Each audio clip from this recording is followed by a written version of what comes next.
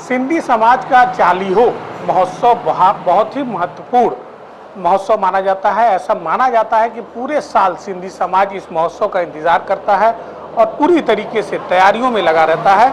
हम आपको कुछ तस्वीरें दिखाते हैं। ये झूलेलाल का मंदिर है, जहाँ पर जो भक्त हैं वो चालीहो महोत्सव के तहत यहाँ पर 40 दिनों तक लगातार पूजा अर्चना और तमाम प्रसाद वितरण का कार्यक्रम होता है। दूर दराज से लोग आते हैं और भगवान झूलेलाल से प्रार्थनाएं करते हैं और उनसे मिन्नतें मांगते हैं कि उनका जीवन सुखमय हो, किसी प्रकार का कोई कष्ट ना हो, शारीरिक कष्ट ना हो। ये तमाम चीज़ें जो होती हैं वो मुरादें मांगते हैं भगवान झूलेलाल से। और उसके बाद 25 अगस्त को एक भव्य झांकी निकलेगी भगवान झूलेलाल की, जो शहर के विभिन्न हिस्सों से होते हुए वापस सभी झूलेलाल मंदिरों पर जाकर संपन्न होगी। हमारे साथ यहाँ पर सिंधी समाज से जुड़े हुए लोग हैं। विक्की जी, क्या होता है चालीहो महोत्सव? चालीहो महोत्सव क्या है? हमारे आराध्य देव का जन्मोत्सव है और ये 15 जुलाई को स्टार्ट होता है। 15 जुलाई से लेकर 25 अगस्त तक रहता है।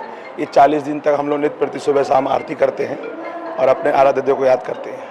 25 अगस्त को पूरी भव्यता के रूप में झांकियाँ निकलती हैं, जगह जगह हर्षोल्लास का पर्व होता है। तो ये सिंधी समाज ही करता है या सिर्फ सिंधी समाज ही करता है, क्योंकि हमारे आराध्य देव यही है, तो हम सिंधी समाज इसको लोग करते हैं।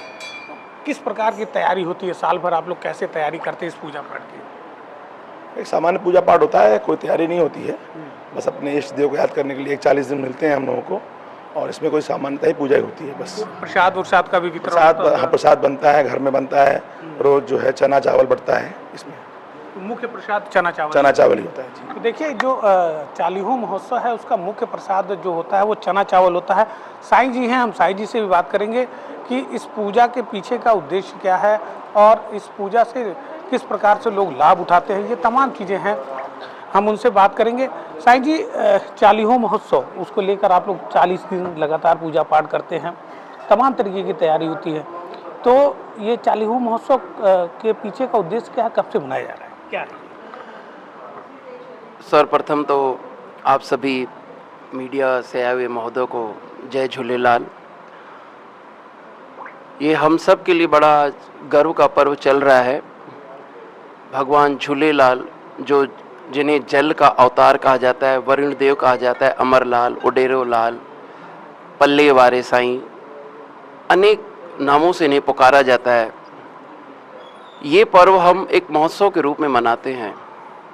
आज से करीब 1000 वर्ष पूर्व जब सिंध में मीरक शाह राजा का बड़ा आतंक था, तो वहाँ की जो प्रजा थी, जो वहाँ की जनता थी, वो प्रजा उससे त्रस्त थी, मीरक शाह राजा से।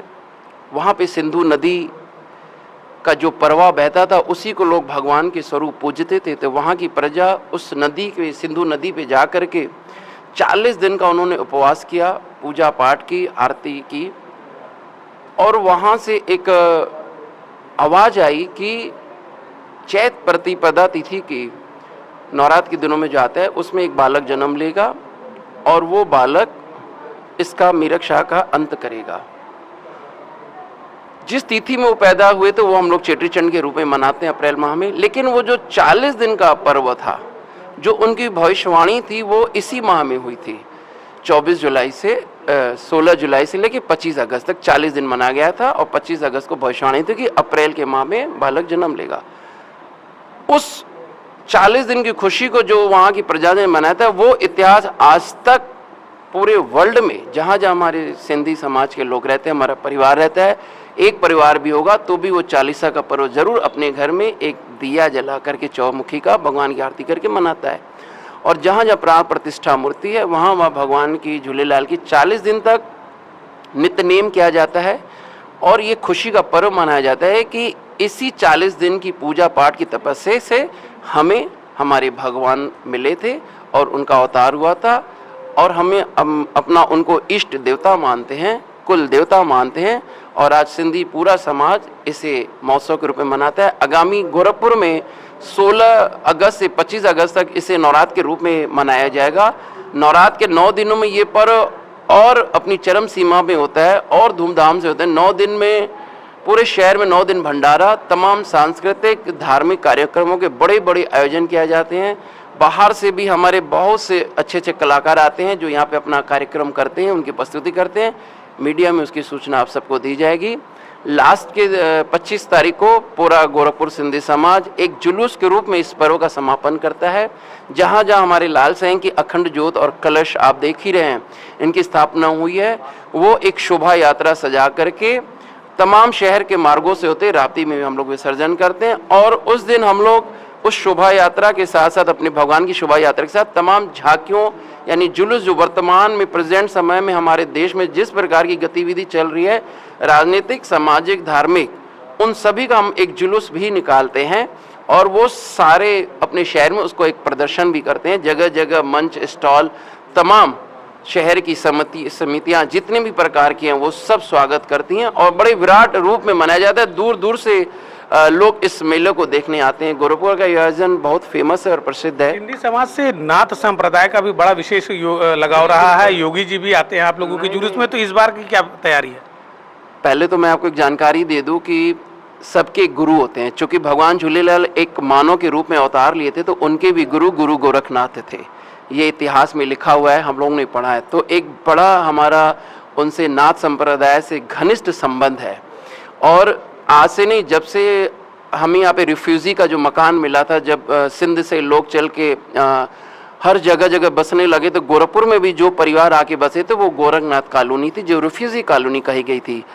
लेकिन जब दिग्विजय नाथ महाराज जी वहाँ पे एक बार चरण घुमाने आए तो उन्होंने कहा कि नहीं, आप रिफ्यूजी नहीं हैं, आप हमारे ही हैं और आप एक विजय करके आए हासिल।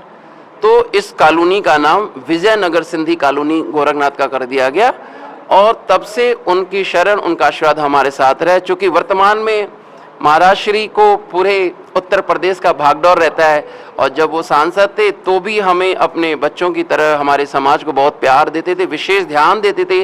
शासन प्रशासन से लेकर नगर निगम का सारा सहयोग मिलता था, आज भी मिलते हैं। आज भी उनका वचन है कि जिस प्रकार की आपको ज़रूरत होगी पूरा विभाग आपके लिए इस मेले में बैठा है। हमारे जो समिति के लोग हैं वो यथाशीघ्र उनसे मिल करके जहाँ जहाँ हमारी जो ज़रूरत होंगी उनसे हम अपनी वो सारी ज़रूरत लेंगे और मेले को अच्छे तरीके से मना करके इस 2024 को भी भव्य रूप देंगे। देखिए, ये है जो झूलेलाल का जो पर्व है, उस पर्व के पीछे कहीं ना कहीं एक जागरूकता का भी संदेश दिया जाता है सिंधी समाज द्वारा और झांकियों के माध्यम से लोगों को जागरूक किया जाता है कि समाज में क्या चल रहा है।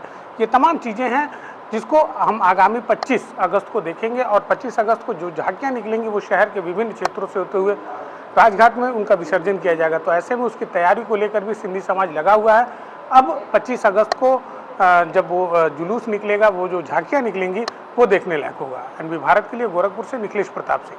पूर्वांचल का पहला NBA मान्यता प्राप्त संस्थान KIPM GIDA Gorakhpur quality education और बेस्ट प्लेसमेंट के लिए राष्ट्रीय और अंतर्राष्ट्रीय पुरस्कारों से सम्मानित। Admissions open in BTech, MTech, Polytechnic, D Pharma, B Pharma, M Pharma, BBA, BCA, MBA और MCA. Contact KIPM GIDA Gorakhpur.